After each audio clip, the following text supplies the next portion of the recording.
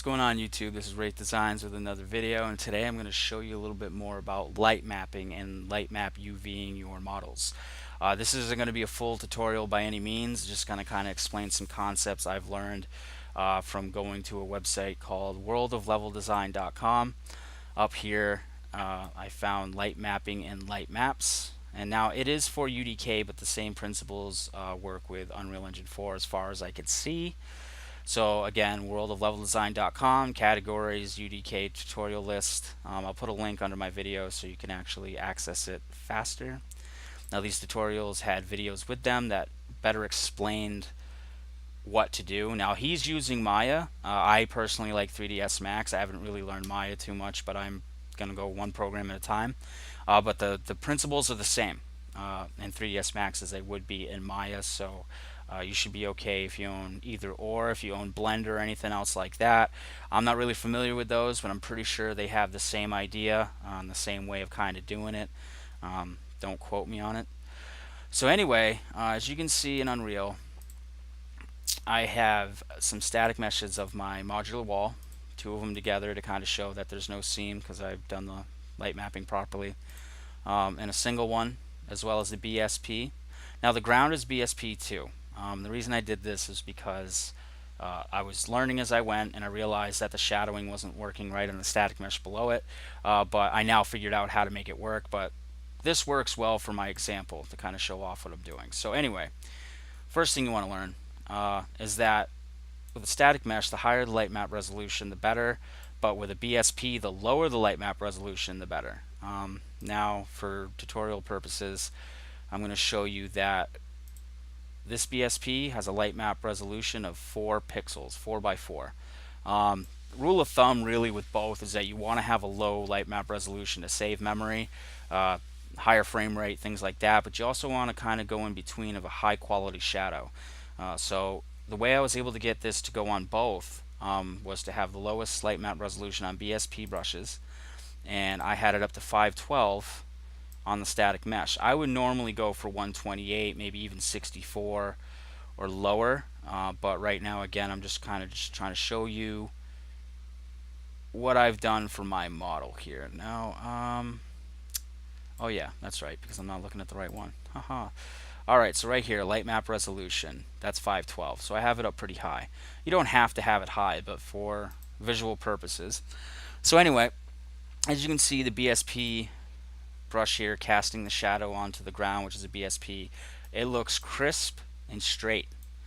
Okay, that's what I've been wanting to get, and I've been getting a lot of wavy ones, things like that, and I realized that it was because I wasn't using a lot of UV space as much as I should have, and I wasn't using padding properly. That also caused bleeding problems. As you can kind of see, it's happening still a little bit.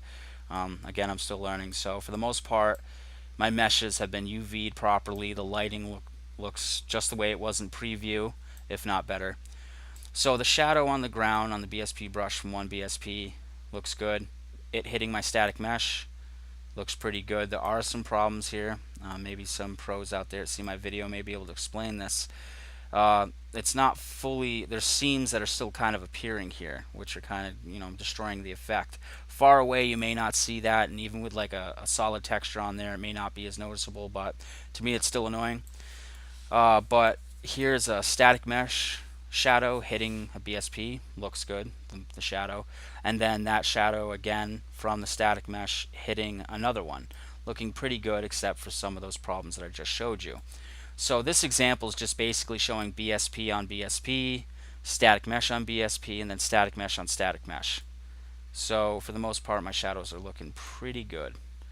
Again, you want to make sure you have a light mass, importance, volume surrounding your level. There are differences between static lights and movable lights, as well as static assets or meshes and movable meshes. There are different rules for lighting, so you'll have to kind of look up documentation on that. I can't get into that in this video. We'll be here all day. So I'm going to show you what I did on my 3D modeling program to get my light maps to work properly. Let me undo that. I don't know what I just did. Okay, so anyway, the first concept you want to understand is that you want your light map resolution to match the pixels in your UV grid, meaning if I'm going for 64 by 64, I want 64 pixels by 64 pixels on my UV grid. So sort of like this right here, the grid down here. Okay, I have certain setup to match the default of Unreal Engine 4. My other videos I've explained that. But for a UV editor here, you're going to see that my pixels are already set up. They don't normally look like this, okay? I don't even have the lines on this by default either. Most people don't. You have to set it up yourself. So for now, we're just going to close this. I'm going to show you how I did this step by step. We'll delete this modifier. I've already had them baked into my model, so I don't have to redo them again. I'll just show you what I already have. So let me go back to UV Unwrap or Unwrap UVW. And we're going to go to Open UV Editor. Right now it's on map channel 1, which would be UV channel 0 in Unreal Engine 4. I've already laid this out so that if I textured it, it would be proper, it wouldn't be warped, it wouldn't look, you know, ugly. So we're going to go to map channel 2. Now this next step, you want to be careful. You don't just want to click anything, because when you're doing light mapping, you want to make sure that you save that in your model. If you do the wrong thing, you may save the texture or a messed up UV on the light map and it won't come out right. So you want to make sure that you don't move your texture UV map onto the light map, because it will do that if you click move. You want to hit abandon. Now it won't get rid of the UV texture. What it will do is it will leave it where it is and it will move to the next one that you already have saved. I like to save my light map UVs by going up to file and save UVs. I put it in folders and keep them organized so I can reload them later if I want to. So if anything ever happened, I got the UVs already laid out. So here we go to abandon, and now what it did is it went to map channel 2, which is UV channel 1 in Unreal Engine 4. And I'm going to get rid of this checker pattern to kind of easily show you what I mean. Okay, so right now we don't see the grid, we don't see the pixels, okay? But this is my UV islands that are laid out properly. They have enough padding in between. Now the outside, I realize I could totally not waste that. Again, I'm learning this. I just learned a lot today, so give me a break. Alright, so I turn on grid snap right down here in the corner, and for good reason. I'll show you in a second. We go under preferences. Okay, so this all reset on me, which is fine. I want to show you this again. So I go up here under unwrap options, I go to show grid. As you can see, they've kind of shown up already. And then I go to grid size. Now this is what matters for the light map resolution. Now the best way to get the right pixels, 64 by 64, 128 by 128, whatever you're aiming for, is to divide 1 by the light map resolution you're aiming for. So what I did is I divided 1 by 64, and what I had gotten was this number and a few numbers after it. But 3ds Max would round up or down. I'm not sure exactly why it's doing that. There may be a reason why in the settings of my 3ds Max application, but for right now we're just going to go with this number. So I'm going to press OK. You want to make sure you do this, otherwise it won't work. So I have my UV islands correctly set up in between each pixel. This will prevent bleeding for the most part. It won't make it perfect, but it will give you probably 98 to 99% quality that you're looking for. So you won't have to deal with the bleeding for the most part. You want to make sure padding's proper. Notice how I have 4 pixels in between each island both ways. You can have 2. I'm sure it could be 2 to 4 is what usually the rule of thumb is. So depending on what you're aiming for on the resolution, you can work with that and see what works best. The outside I had about 4, sometimes 5, because some of these pixels were cut in half the way that this kind of looks. But you don't really have to worry about that, because I believe that the game engine itself will give you enough padding. But if not, you could always just do like 1 pixel, at least kind of have a little bit of padding in between this big black line and the bottom part here. So anyway, you want to make sure that the padding between the UV islands, which are these guys right here, okay, is proper. So I have that set up. Even with these little parts here, even if you go diagonal, you kind of want to make sure that they're not hitting anything. I could probably move that over. So you think, 4 pixels diagonal, 4 pixels over, things like that. Now, when you bake lighting, it isn't top to bottom. When it looks at your UV map and your light map, it goes from the top diagonal down diagonal. I know that much. So you got to think. That's what I mean. Like, you want to keep it spaced out properly. So think diagonally as well as up and down and side to side. So that's all set up. Okay, so that's how you do it. You click on grid snap, you go under options and preferences, obviously show grid, um, and grid size. Okay, so just worry about those things. Now that's all set up, that's all dandy, but the way I set this up to snap them in is I went to vertex, which would be messing with your vertices, and you would click on your vertices of your UV islands. You want to make sure they snap. See how it snaps in like that? It's nice and perfect. But you always want to double check, even if you move, like you highlight all your vertices. Let's say I move this around, right? I took this whole thing, I just moved it around. Okay, even though I did that and I snapped them in, they may not fully be snapped in. And what I mean is it may not look that way. Right now it is. Sometimes they're not. So you want to double check by each one and snap them back in. I'm going to go back because I had it in a different spot. You want to, do this. Just grab it. It's going to let me grab it. You want to snap it in and make sure that it's clicked in. Okay, so just do that, double check, make sure everything's all set. So that's all set up. We got that going. Okay, another thing is the way that I was able to unwrap my model properly manually. You don't want to do automatic unwrap because it doesn't always work proper. Sometimes it will, sometimes it won't. It depends on what you're trying to pull off. So for this, what I did was I kept in mind that right on these sides here, obviously it's lighter, over here it's darker. So if you think in the concept of light mapping, top and bottom are looking pretty good here. You want to kind of separate from the edges.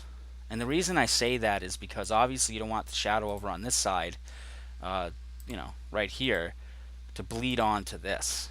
And that's what will happen if you attach these, because they're just flattening them out. So when the shadow hits here, it's going to bleed onto the other side. So even though it's turned, it's not going to look right, and vice versa. So what I did is I just kind of looked at how 3ds Max's lighting is hitting it already. It's kind of just doing a preview. So I said, well, even though these look brighter than this, these are still differing in light itself. It's kind of hard to see. So what I did was like, okay, well, each plane here, these flat surfaces, let me zoom in a little bit more because it's kind of bumped out. These surfaces here are all in the same exact angle and they're facing the y-axis.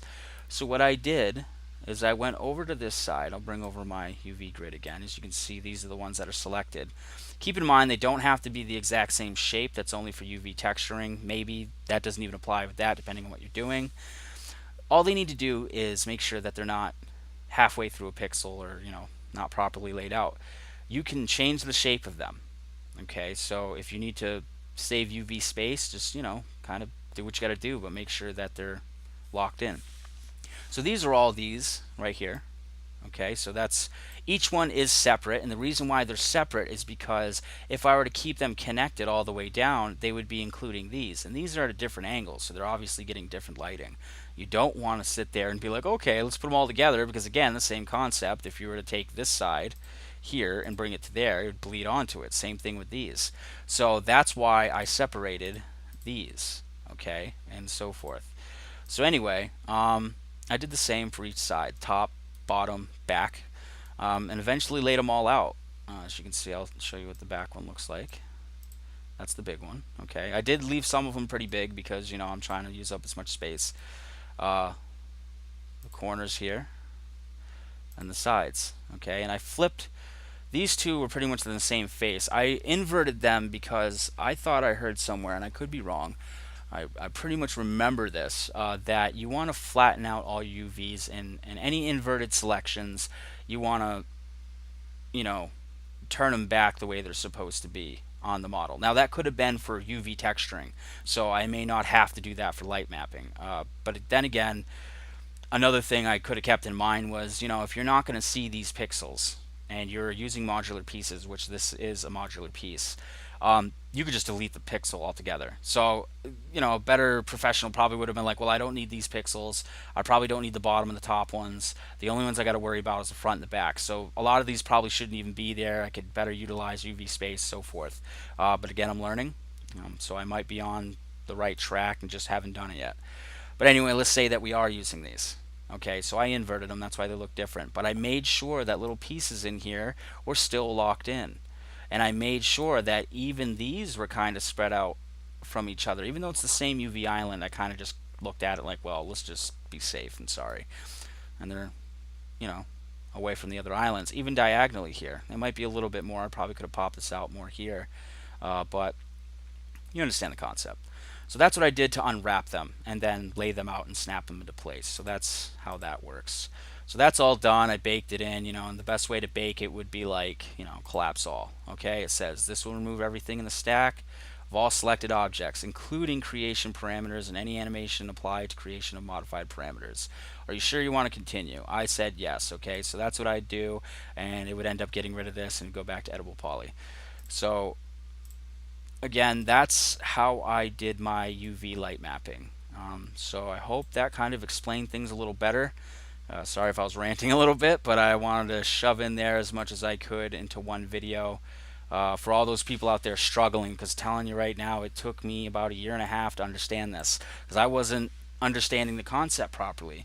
I'd find videos with bits and pieces. I would, trial and error, and I got to a point where I kind of gave up on this for a few months because it was frustrating. It was very, very daunting, time-consuming task that after hours of doing it, realize you messed up, and it's not fun to do that. Trust me. So save often.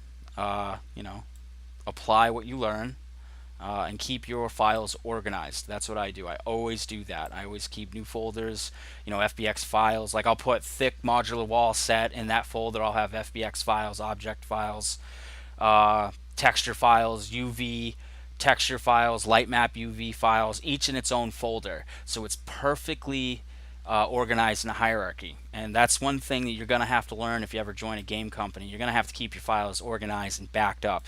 You don't ever want to lose a lot of work. That's not fun at all. So hope you learned something. If you have any ideas for another tutorial, as I learn it, I will make them as well. If I already know about it, I'll help you out.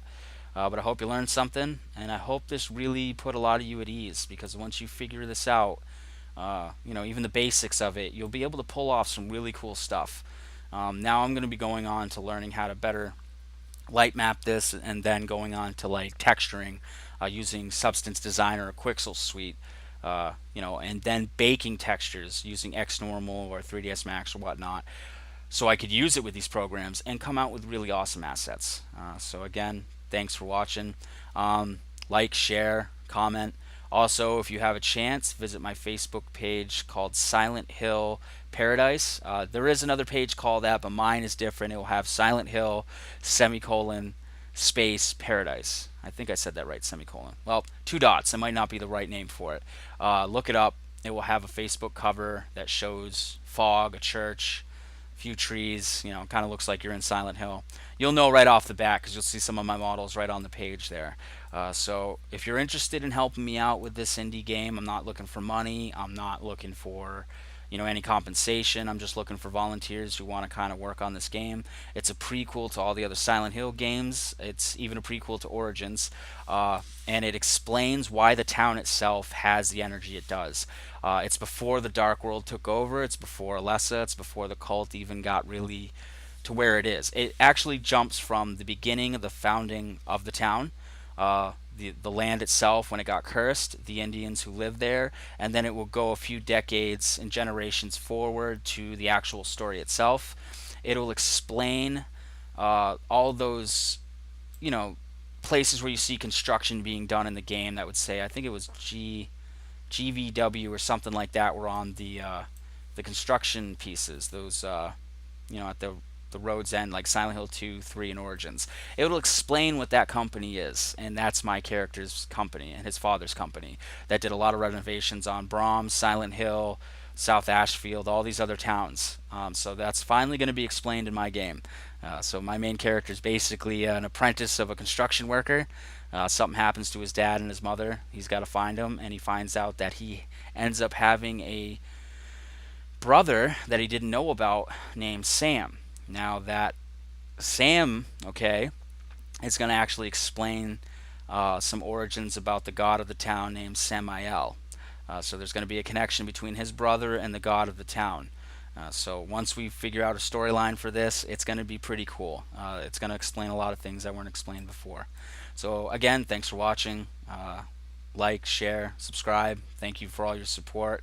And yeah, have fun. Do what you got to do. If you have a vision, do whatever you can to create it. Don't let anyone stop you. All right, guys. I'll talk to you later.